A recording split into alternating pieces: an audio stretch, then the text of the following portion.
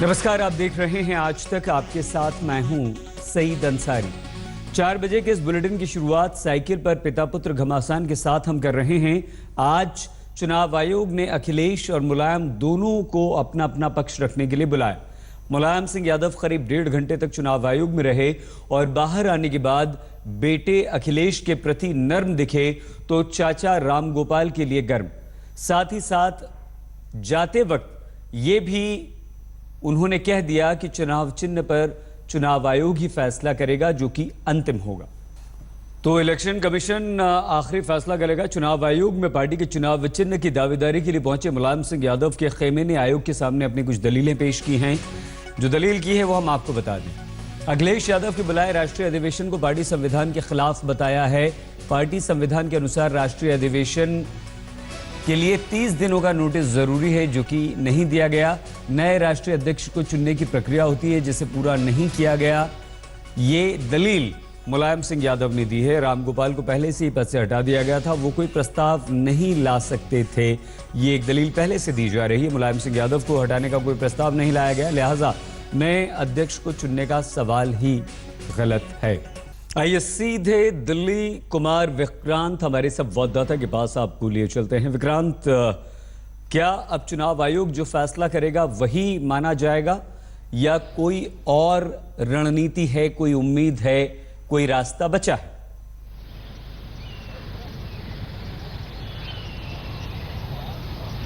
देखिए, जिस तरीके से दोनों गुट, चाहे मुलायम गुट हो या अखिलेश गुट हो, जिस तरीके से आमने सामने खड़े हैं, जिस तरीके से एक दूसरे पर हमलावर हो रहे हैं, जिस तरीके से अपनी ताकत दिखा रहे हैं, उससे लगता है भले ही अखिलेश का पल्ला भारी हो, लेकिन फिलहाल साइकिल चुनाव निशान, चुनाव आयोग को वक्त लगेगा और चुनाव सामने खड़ा है। ऐसे में शायद साइकिल चुनाव निशान फ्रीज हो जाए और दोनों गुटों को अगर अलग लड़ना है तो अलग अलग सिंबल पर लड़ना पड़ेगा। लेकिन जहां तक अखिलेश गुट का सवाल है, उनका यह कहना है कि साइकिल मिले या ना मिले, हम चुनाव लड़ने अकेले आगे बढ़ रहे हैं। और सूत्र ये भी बता रहे हैं कि अगर सब कुछ यूं ही चलता रहा तो अखिलेश गुट कांग्रेस पार्टी और बाकी जो दल हैं उनसे समझौता करके चुनाव की दिशा में आगे बढ़ रहा है। हालांकि आजम खान जैसे तमाम ऐसे वरिष्ठ नेता हैं जो ये आखिरी उम्मीद लगाए हैं, ये कहते हुए कि उम्मीद तो दुनिया कायम है, शायद अखिलेश मुलायम में समझौता हो जाए, लेकिन अभी तक ऐसा कुछ नजर नहीं आ रहा।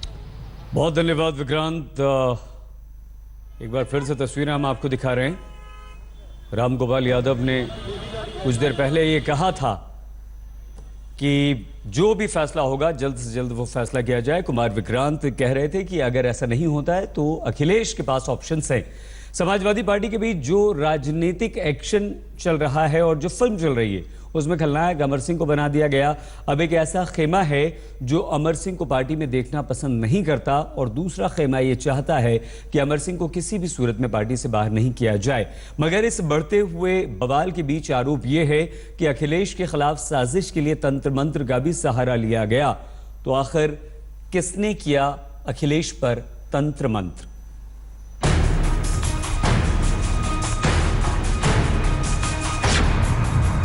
क्या अखिलेश यादव पर तंत्र मंत्र का इस्तेमाल किया गया?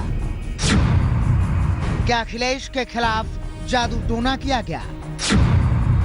किसने किया अखिलेश को हराने के लिए काला जादू? सुनने में भले ही अजीब लगे, मगर उत्तर प्रदेश के सियासत में समाजवादी पार्टी के बीच मचे संग्राम में जादू टोना टोटका और तंत्र मंत्र का ट्विस्ट आ गया है।